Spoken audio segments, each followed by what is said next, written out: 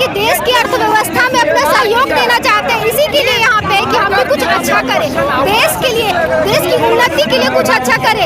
इसके लिए हम यहाँ इतनी दिन रात पढ़ाई कर रहे हैं और इसमें भी इस तरह से अगर होगा तो हमारे छात्रों के साथ, छात्रों के करियर के साथ खिलवाड़ करना पड़ा, क्योंकि झारखंड सरकार जो कर रही है हमारे हम बच्चों के साथ, जितने भी तैयारी कर रहे हैं स्टूडेंट के साथ, वो सही नहीं है। तो ऐसा करने से हम लोगों को रोड पर उतरना ही पड़ेगा और अपने हक के लिए हम लोग को लड़ना में कोई कमी नहीं है। हम लोग में भी कोई कमी नहीं है। हम लोग पढ़ने लिखने में सक्षम है। कमी है तो हेमंत सरकार में कमी है, झारखंड सरकार में कमी है। अगर झारखंड सरकार चाहेगा तो आज जितने इतने सारे तो हम लोग चुन के लाते हैं कि हम लोग का घर का नेता है, हम लोग के हित में काम करेगा। ये हम लोग का हित में नहीं काम करता है, ये बाहरी के हित में। मैं हूं शिवा और आप देख रहे हैं झारखंड नवनिर्माण। इस वक्त हम रांची राजभवन के समीप हैं और जैसा कि आप लोग जानते हैं कि आज राजभवन में स्टूडेंटों का जो आक्रोश यहाँ पे पैदल मार्च आई है। हमारे साथ आप देख पाएंगे यहाँ पे जो छात्र हैं हमारे साथ, हमारी नौकरी बेचना बंद करो, हमारी नौकरी बेचना बंद करो, ये लगातार नारा भी लगा रहे हैं और हाथ में ये लेकर के ये लगातार गुस्सा में हैं, दिखाना चाहते हैं। क्या नाम हुआ आपका? पूजा कुमारी। आप लोग देख रहे हैं कि लगातार जेएसएससी के खिलाफ यहाँ रोड पे उतरे हैं, क्या कहेंगे? हम लोग का उतरने का जरूरत ही नहीं पड़ता। सबसे पहली बात हम लोग उतरे हैं इसलिए, अगर झारखंड सरकार सही तरीके से एग्जाम लेता, जो साठगांठ चलता है एक दूसरे में वो नहीं चलता, तो हम लोग को आज रोड में उतरने का जरूरत नहीं पड़ता। हम लोग आराम से एग्जाम देते, एग्जाम में रिजल्ट निकलता। उतना तो हम लोग के पास मतलब आत्मविश्वास है कि हम लोग एग्जाम निकाल सकते हैं। ऐसा तो नहीं है कि हम लोग पढ़ने में लिखने में सक्षम नहीं है, हम लोग भी सक्षम है। इतना छात्र तो सक्षम नहीं ना है। इन लोग भी पढ़ लिख के आज जेएसएससी का, जेपीएससी का इंतजार करता है कि साला इस बार वैकेंसी निकला है, इस बार हम निकाल लेंगे, इस बार तक मेरा एज है, इस बार हम निकाल लेंगे। लेकिन वो अभी क्या करता है कि 1 साल 2 साल अबर होगा एग्जाम का डेट निकालने पर भी उसको रद्द कर देता है। ये एग्जाम क्या करेगा, एग्जाम होने से पहले रद्द कर देता है। तो ऐसे सरकार पे क्या भरोसा करे?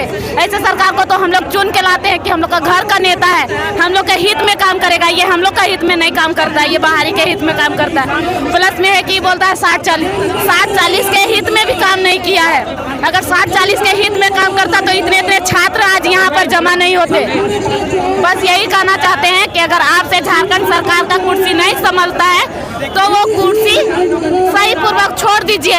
हम लोग अपना नेता तय करेंगे कि कौन हम लोग के हित में काम करेगा। अगर वो जो हम लोग के हित में काम करेगा उसको लाएंगे तो हम लोग को रोड में उतरने का जरूरत कभी नहीं पड़ेगा। हम लोग आप लोग जितना मेहनत करना था पढ़ रहे हैं, माता पिता जितना सहयोग करना चाहिए सहयोग कर रहे हैं, एकदम कर रहे हैं। क्या कमी रह गई है कि आप लोग को नौकरी नहीं मिल रहा है? माता पिता में कोई कमी नहीं है, हम लोग में भी कोई कमी नहीं है। हम लोग पढ़ने लिखने में सक्षम है। कमी है तो हेमंत सरकार में कमी है, झारखंड सरकार में कमी है। अगर झारखंड सरकार चाहेगा तो आज जितने इतने सारे छात्र छात्रा रोड में उतरे हैं वो आज अधिकारी बन के कोई ऑफिस में बैठे हुए रहते, कोई जेपीएससी का निकाला हुआ रहता, कोई जेएसएससी का निकाला हुआ रहता, कोई कहाँ रहता, कोई कहाँ रहता। आज सारे छात्र, आपको ये भी पता होगा कि आप जितना हमारे सीएम है उससे भी ज्यादा पढ़े लिखे और आप नॉलेज में ज्यादा एकदम है। हम तो गर्व से कहते हैं कि हमें हेमंत सरकार से ज्यादा नॉलेज है मेरे पास। एग्जाम नीति से आपको कितना फायदा दिखा है? कुछ नहीं फायदा दिखा है, कुछ नहीं। और भी लोग हम जाने का प्रयास करेंगे।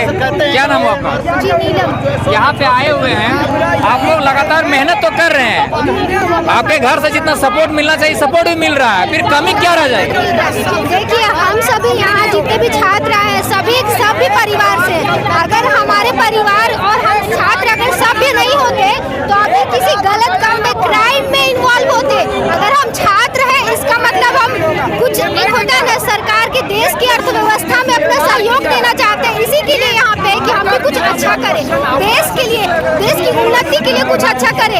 इसके लिए हम यहाँ इतनी दिन रात पढ़ाई कर रहे हैं और इसमें भी इस तरह से अगर होगा तो हमारे छात्रों के साथ, छात्रों के करियर के साथ खिलवाड़ किया जा रहा है। तो जब तक छात्रों के साथ खिलवाड़ होना बंद नहीं होगा तब तक हमारा आंदोलन जारी रहेगा। एक बात बताइए, जेएसएससी और जेपीएससी का जो कहानी है वो तो आप भली भांति से जानते हैं, ये शुरू से ही ऐसा ही रहा है, पर आप लोग कहीं ना कहीं उस जो भी विभाग है, जो संस्था है, उसको आप लोग सही से ट्रीट नहीं कर पा रहे हैं। हम लोग सही से ट्रीट नहीं, देखिए जो जेपीएससी या जेएसएससी जो है वो छात्रों के साथ जो है वो व्यवहार सही नहीं कर पा रही है, क्योंकि आपने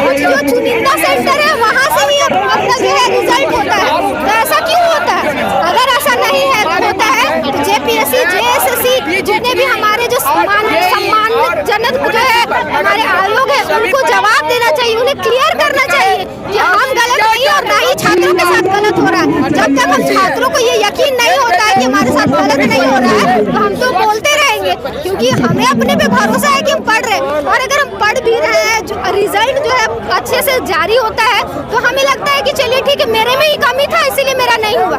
लेकिन यहाँ तो लोग जेपीएससी का ही आपको पता होगा कि कितने सारे स्टूडेंट ऐसे हैं जिनका जो है रिजल्ट आ चुका, ज्वाइनिंग हो चुका, जॉब भी कर रहे हैं और उन्हें अपना मार्क्स तक नहीं पता। अभी जाके हाई कोर्ट का जो है बहुत ज्यादा दबाव डाला गया तो निकाला गया है, तो ऐसे कैसे चलेगा। और तब तो मान लीजिए कि मेरा किसी एग्जाम में सिलेक्शन हो भी जाता है तो पता चलेगा कि 5 साल बाद मुझे हटा दिया जा रहा है, क्योंकि फिर केस उसमें केस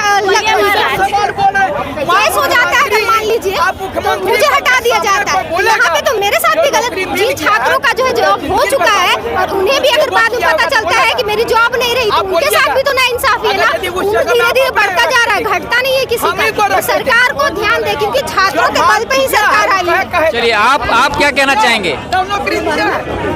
आज यहाँ पे धरना में आए हैं, आने का जरूरत क्यों पड़ा?